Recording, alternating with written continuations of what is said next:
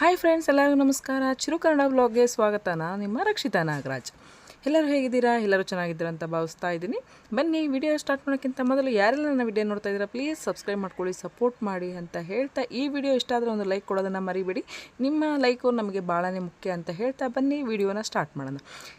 Already ನಿಮಗೆಲ್ಲ ಗೊತ್ತಾಗಿದೆ ಅಂದ್ಕೊತೀನಿ friends, ತಮ್ಮನೆಲ್ಲ ನೋಡಿ. ಹೌದು ಫ್ರೆಂಡ್ಸ್, ಇವತ್ತು ನಮ್ಮೂರಲ್ಲಿರುವಂತಹ ಶ್ರೀ ಕೋಡಿಯಲ್ಲಮ್ಮನ ದೇವಸ್ಥಾನಕ್ಕೆ ಹೋಗ್ತಾ ಇದ್ದೀವಿ. ಹೋಗುವ ದಾರಿಯಲ್ಲಿ ಶ್ರೀ ದುರ್ಗಾದೇವಿ ದೇವಸ್ಥಾನವೂ ಸಹ ಸಿಗುತ್ತೆ.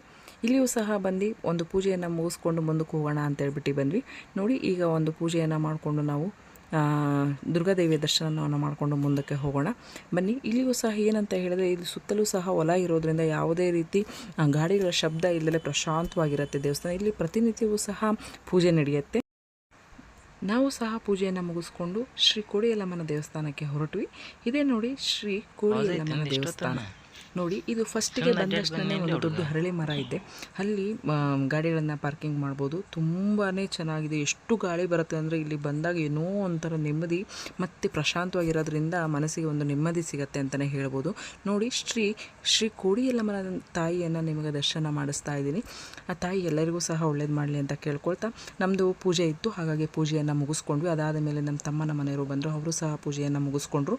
ಅದಾದ ಮೇಲೆ ನಿಮಗೆ ಇನ್ನೊಂದು ಹೇಳಿದ್ದೆ ನಾನು, ಶ್ರೀ ಸಂತ ಶಿಶುನಾಳ ಶರೀಫಜ್ಜನವರ ಒಂದು ವಿಡಿಯೋದಲ್ಲಿ ನಿಮಗೆ ಹೇಳಿದ್ದೆ, ಇಲ್ಲಿ ಶ್ರೀ ಕೋಡಿಯಲ್ಲಮ್ಮನ ದೇವಸ್ಥಾನದಲ್ಲಿ ಒಂದು ಪವಾಡವನ್ನು ಮಾಡಿದರು ಅಂತ ಹೇಳಿಬಿಟ್ಟು. ಇದು ಪವಾಡದ ಫೋಟೋ ತೋರಿಸ್ತೀನಿ ನೋಡಿ. ಇದೆ ಅಮಾವಾಸ್ಯೆ ದಿನವನ್ನು ಹುಣ್ಣಿಮೆ ದಿನವನ್ನಾಗಿ ಮಾಡಿದರು ಅಂತ ಹೇಳಿಬಿಟ್ಟು ಶರೀಫಜ್ಜನವರು. ಅದು ಇದೇ ದೇವಸ್ಥಾನದಲ್ಲಿ ನಡೆದಂಥ ಒಂದು ಪವಾಡ ಅಂತಲೇ ಹೇಳ್ಬೋದು. ಇದು ನಮ್ಮೂರಲ್ಲಿ ನಡೆದಿರೋದ್ರಿಂದ ನಮಗೊಂದು ಹೆಮ್ಮೆ ಅಂತಲೇ ಹೇಳ್ಕೊಬೋದು. ಇಲ್ಲಿ ಪೂಜೆ ಎಲ್ಲ ನೋಡಿ, ಇದು ಜೋಡಿ ಯಲ್ಲಮ್ಮ ಅಂತಲೂ ಸಹ ಕರೀತಾರಂತೆ. ನೋಡಿ, ಇದು ಶ್ರೀ ಕೋಡಿಯಲ್ಲಮ್ಮನ ದೇವಸ್ಥಾನ ಅಂತಲೇ ಹೇಳ್ಬೋದು. ಇಲ್ಲಿ ಪೂಜೆಯೂ ಸಹ, ಇಲ್ಲಿ ಪೂಜೆ ಮಾಡಲಿಕ್ಕೆ ಅಂತಲೇ ಒಂದು ಕುಟುಂಬನೇ ಇಲ್ಲಿ ವಾಸವಾಗಿದೆ. ಅವರ ಮನೆಯವರೇ ಪೂಜೆಯನ್ನು ಮಾಡಿಕೊಡ್ತಾರೆ ಇಲ್ಲಿ. ನೋಡಿ, ಇದು ಹೊರಗೆಲ್ಲ ತುಂಬಾ ಚೆನ್ನಾಗಿ ಮಾಡಿದ್ದಾರೆ. ಮಳೆ ಬಂದರೂ ಸಹ ಭಕ್ತಾದಿಗಳು ಇರಲಿಕ್ಕೆ ಅಂತ ತುಂಬ ಚೆನ್ನಾಗಿ ವ್ಯವಸ್ಥೆ ಮಾಡಿದ್ದಾರೆ. ಸುತ್ತಲೂ ಸಹ ಶೀಟ್ ಹಾಕ್ಬಿಟ್ಟು ಮಳೆ ಒಳಗೆ ಬರದ ಹಾಗೆ ಚೆನ್ನಾಗಿ ಮಾಡಿದ್ದಾರೆ. ಇಲ್ಲಿಯೂ ಸಹ ಭಕ್ತಾದಿಗಳು ಹಲವಾರು ಜನಗಳು ಅವರ ಏನಂತ ಹೇಳ್ಬೋದು, ತೊಂದರೆಗಳನ್ನಾಗಿರ್ಬೋದು, ಅವರ ಕಷ್ಟಗಳನ್ನಾಗಿರ್ಬೋದು ಹೇಳ್ಕೊಳ್ಲಿಕ್ಕೆ ತಾಯಿ ಹತ್ರ ಬರ್ತಾರೆ. ಅವರು ಸಹ ಹರಕೆಗಳನ್ನು ಕಟ್ಕೊಳ್ತಾರೆ. ಮತ್ತು ಅವರ ಏನು ಈಡೇರಬೇಕು ಅನ್ನೋದೇ ಇರುತ್ತೆ, ಅದನ್ನು ಹೇಳ್ಕೊತಾರೆ. ಅದು ಈಡೇರಿದಾಗ ಇಲ್ಲಿಯೂ ಸಹ ಬಂದು ಭಕ್ತಾದಿಗಳು ಅವರು ತಾಯಿಗೆ ಏನು ಇದು ಮಾಡಬೇಕು ಹೇಳ್ಕೊಂಡಿರ್ತಾರೆ, ಅವರು ಸಹ ಇಲ್ಲಿ ಬಂದು ಅಡುಗೆ ಗಿಡಿಗೆ ಎಲ್ಲ ಮಾಡಿಬಿಟ್ಟು ಎಡೆಗಳನ್ನು ಕೊಡ್ತಾರೆ. ಇಲ್ಲಿ ಶ್ರೀ ಕೋಡಿಯಲ್ಲಮ್ಮನ ದೇವಸ್ಥಾನದಲ್ಲಿ ಪ್ರತಿ ವರ್ಷವೂ ಸಹ ಜಾತ್ರೆ ನಡೆಯುತ್ತೆ. ತುಂಬ ಚೆನ್ನಾಗಿ ಜೋರಾಗಿ ನಡೆಯುತ್ತೆ ಜಾತ್ರೆ. ಇಲ್ಲಿ ಹಲವಾರು ಭಕ್ತಾದಿಗಳು ಸಹ ಇಲ್ಲಿ ಬಂದಿರ್ತಾರೆ. ಇಲ್ಲಿ ಅವರ ಹರಕೆಗಳನ್ನು ಕಟ್ಕೊಳಕ್ಕಾಗಿರ್ಬೋದು, ಹರಕೆಗಳು ಈಡೇರಿದಾಗ ಅವರಿಗೆ ಒಂದು ಏನಂತ ಅವ್ರು ಏನು ಕೊಡ್ತೀನಿ ಅಂತ ಹೇಳ್ಕೊಂಡಿರ್ತಾರೆ, ಅದೆಲ್ಲ ಆಗಿರ್ಬೋದು, ಅದನ್ನು ಈಡೇರಿಸಲಿಕ್ಕೆ ಬರ್ತಾರೆ. ಇದೇ ನೋಡಿ, ಈಗ ಮನೆಗಳನ್ನು ಈ ಕಡೆ ತೋರಿಸ್ತಾ ಇದ್ದೀನಿ ಅಲ್ವಾ, ಅಲ್ಲಿ ಅವರು ಈ ಶ್ರೀ ಕೋಡಿಯಲ್ಲಮ್ಮನ ದೇವಿಗೆ ಪೂಜೆ ಮಾಡುವಂಥವರ ಮನೆ, ಅಲ್ಲಿ ಅವರಿರುವಂತಹ ಮನೆಗಳವು. ಇವರೇ ಈ ದೇವಸ್ಥಾನದಲ್ಲಿ ಪೂಜೆ ಗೀಜೆ ಪ್ರತಿಯೊಂದನ್ನು ಸಹ ಇವರೇ ನೋಡ್ಕೊಳೋದು. ತುಂಬ ಚೆನ್ನಾಗಿ ಕ್ಲೀನ್ ಇಟ್ಟಿದ್ದಾರೆ. ಮತ್ತು ಇಲ್ಲಿ ಭಕ್ತಾದಿಗಳು ಸಹ ಬಂದು ಅವರ ಒಂದು ಅಡುಗೆಗಳನ್ನಾಗಿರಬಹುದು ಮಾಡ್ಕೊಳ್ಲಿಕ್ಕೂ ಸಹ ಇಲ್ಲಿ ಒಂದು ದೊಡ್ಡ ರೂಮ್ಗಳನ್ನು ಕೊಡ್ತಾರೆ. ಅವರು ಸಹ ಇಲ್ಲಿ ಬಂದು ಇದ್ದು ತಾಯಿಯ ದರ್ಶನ ಮಾಡಿಕೊಂಡು ಅವರ ಏನು ಹೇಳ್ಕೊಂಡಿರ್ತಾರೆ ಅದನ್ನು ಸಹ ಇಲ್ಲಿ ಮಾಡ್ಕೊಳ್ಲಿಕ್ಕೆ ಅನುಕೂಲ ತುಂಬಾ ಚೆನ್ನಾಗಿದೆ. ಇಲ್ಲಿ ಸುತ್ತಲೂ ಸಹ ಹೊಲ ಇರೋದ್ರಿಂದ ಏನೋ ಒಂಥರ ನಿಶ್ಶಬ್ದವಾಗಿರುತ್ತೆ ದೇವಸ್ಥಾನ ಅಂತಲೇ ಹೇಳ್ಬೋದು.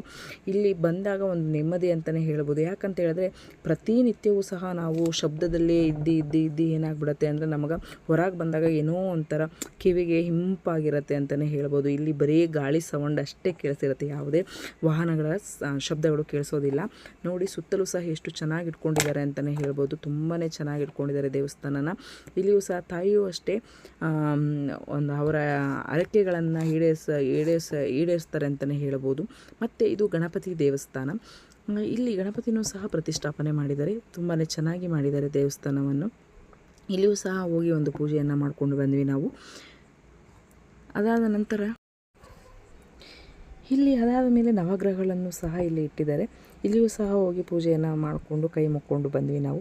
ನೋಡಿ, ಇಲ್ಲಿ ಎಷ್ಟು ಗಾಳಿ ಬರ್ತಿದೆ ಅಂತ ನಿಮಗೆ ಅಲ್ಲಿ ಮೇಲೆ ಕಟ್ಟಿರುವಂತಹ ಬಟ್ಟೆಗಳೇ ಹೇಳ್ತವೆ. ಗಿಡಗಳನ್ನು ಅಷ್ಟು ಇರ್ತವೆ, ಅಷ್ಟು ಗಾಳಿ ಇರುತ್ತೆ ಇಲ್ಲಿ. ತುಂಬಾ ಚೆನ್ನಾಗಿರುತ್ತೆ ನೋಡಿ. ನಿಮಗೆ ತೆಂಗಿನ ಮರನೂ ಸಹ ಕಾಣಿಸ್ತಾ ಇದೆ. ಅದಾದ ಮೇಲೆ ಇಲ್ಲಿ ಆಂಜನೇಯನ ಪ್ರತಿಮೆಯನ್ನು ಸಹ ಇಲ್ಲಿ ಪ್ರತಿಷ್ಠಾಪನೆ ಮಾಡಲಾಗಿದೆ. ತುಂಬಾ ಚೆನ್ನಾಗಿದೆ ಅಂತಲೇ ಹೇಳ್ಬೋದು. ವಾತಾವರಣ ಅಂತೂ ತುಂಬ ಅಂದರೆ ತುಂಬಾ ಚೆನ್ನಾಗಿದೆ. ಅದಾದ ಮೇಲೆ ಪೂಜೆ ಆದಮೇಲೆ ನಾವು ಸ್ವಲ್ಪ ಹೊತ್ತು ಕೂತ್ಕೊಂಡ್ವಿ. ನಂತರ ನಾವು ಮನೆಗೆ ಹೊರಟ್ವಿ ಫ್ರೆಂಡ್ಸ್. ಓಕೆ ಫ್ರೆಂಡ್ಸ್, ಈ ವಿಡಿಯೋ ಇಲ್ಲಿಗೆ ಎಂಡ್ ಮಾಡ್ತಾ ಇದ್ದೀನಿ. ಈ ವಿಡಿಯೋ ನಿಮಗೆ ಇಷ್ಟ ಆಗಿದರೆ ಒಂದು ಲೈಕ್ ಕೊಡಿ. ಯಾರೆಲ್ಲ ನನ್ನ ವಿಡಿಯೋ ನೋಡ್ತಿದ್ದೀರಾ ಪ್ಲೀಸ್ ಸಬ್ಸ್ಕ್ರೈಬ್ ಮಾಡ್ಕೊಳ್ಳಿ. ಹಾಗೆ ಬೆಲ್ ಬಟನ್ನ ಆನ್ ಮಾಡ್ಕೊಳ್ಳಿ. ನಿಮ್ಮ ಅನಿಸಿಕೆ ಅಭಿಪ್ರಾಯಗಳನ್ನು ಕಮೆಂಟ್ ಮೂಲಕ ತಿಳಿಸಿ. ಈ ವಿಡಿಯೋನ ನಿಮ್ಮ ಫ್ಯಾಮಿಲಿ ಫ್ರೆಂಡ್ಸ್ಗೆ ಶೇರ್ ಮಾಡಿ. ಮತ್ತು ನಿಮಗೆ ಯಾವ ರೀತಿ ವಿಡಿಯೋ ಬೇಕು ಅನ್ನೋದನ್ನು ಕಮೆಂಟ್ ಮೂಲಕ ತಿಳಿಸಿ. ಆದಷ್ಟು ಆ ಥರ ವಿಡಿಯೋಗಳನ್ನು ಬಿಡಲಿಕ್ಕೆ ನಾನು ಪ್ರಯತ್ನ ಪಡ್ತೀನಿ ಅಂತ ಹೇಳಿ, ಯಾರೆಲ್ಲ ನನ್ನ ಚಾನಲ್ಗೆ ಸಬ್ಸ್ಕ್ರೈಬ್ ಮಾಡ್ಕೊಂಡಿದ್ದೀರಾ ಅವರೆಲ್ಲರಿಗೂ ಸಹ ನನ್ನ ತುಂಬ ಹೃದಯದ ವಂದನೆಗಳನ್ನು ತಿಳಿಸ್ತಾ ಇದ್ದೀನಿ. ಇದೇ ರೀತಿ ಸಪೋರ್ಟ್ ಮಾಡಿ. ಮತ್ತೊಂದು ಇಂಟ್ರೆಸ್ಟಿಂಗ್ ವಿಡಿಯೋದೊಂದಿಗೆ ನಿಮ್ಮ ಮುಂದೆ ಬರ್ತೀನಿ. ಅಲ್ಲಿವರೆಗೂ ನಮಸ್ಕಾರ.